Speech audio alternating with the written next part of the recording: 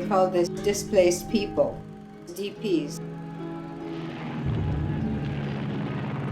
And Lithuanians just say Dievo paukšteliai, God's birds, because we had nowhere to settle. Sunday afternoon, and I see my oldest cousin. He came to tell the family gathering that the Russians were coming into Lithuania.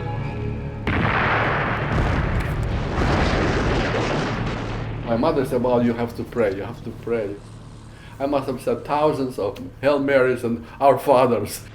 Within the first year, the Soviets conquered Poland, Lithuania, and many people, perhaps 100,000, were banished to the gulags. Those guys would just shoot you. You know, this is war.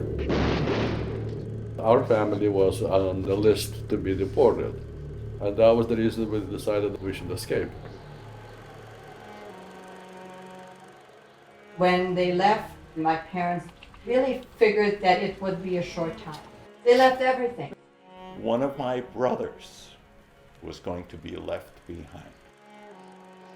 There was no place to stay, though, because the buildings were bombed, rubble all over. We had to move on. As a result of the war, the Baltic states of Latvia, Lithuania, and Estonia have been reincorporated into the USSR.